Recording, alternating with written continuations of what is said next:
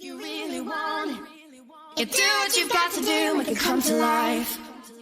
Always follow who you are. Come to life. You do what you've got to do, make it come to life.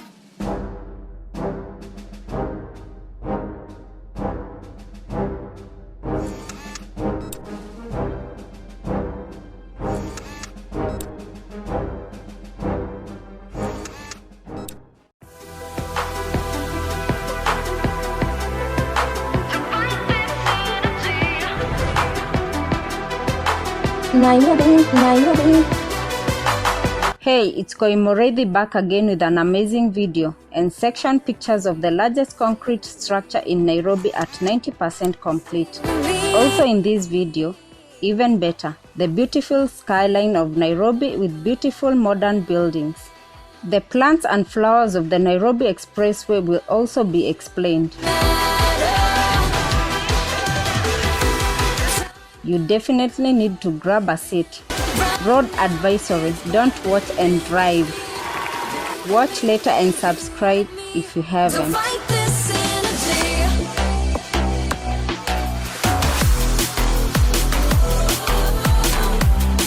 So we begin here. One thing we can all agree on is the Nairobi Expressway has definitely changed the Nairobi skyline. Right now, most sections might look messy because its construction is still going on. But looking at these massive pillars and beams holding it together, you can't underestimate technology used.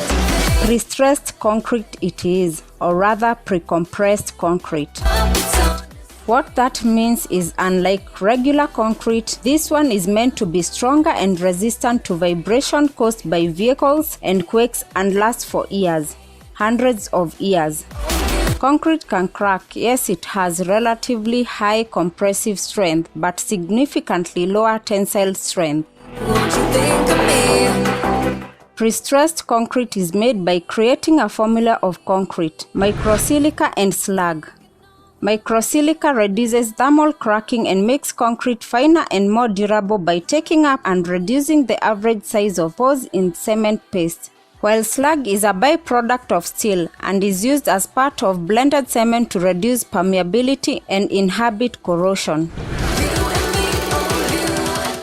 To cap it off, these concrete beams are then post-tensioned by running reinforcement steel cables through ducts in them and then tension applied end to end using a jack. That's what gives you these amazing structures. When CS Macharia said they will be planting flowers, grass trees along the Nairobi Expressway, this is what he meant.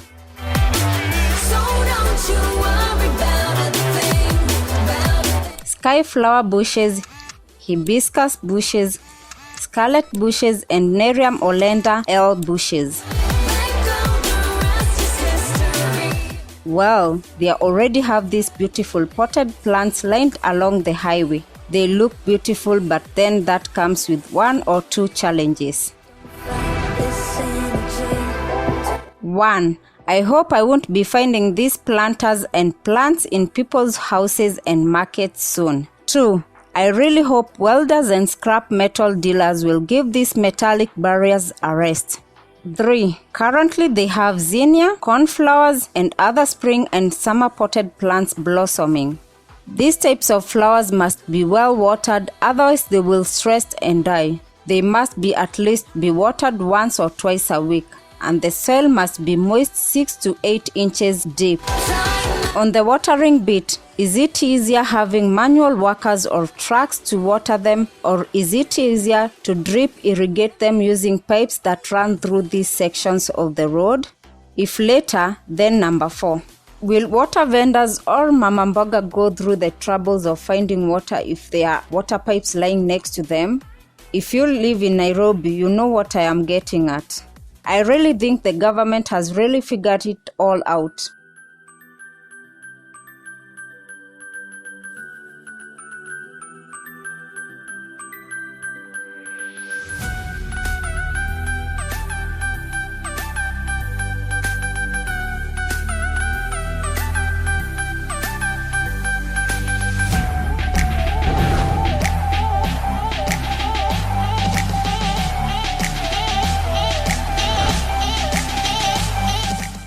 So my people, this is one of the newest buildings in Nairobi, Global Trade Center Office Tower. It's the second tallest building in Kenya after the Britam Tower and the 6th tallest building in Africa.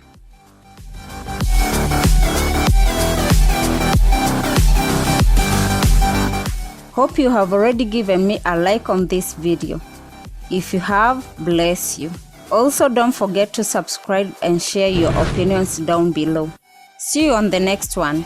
Thank you very much.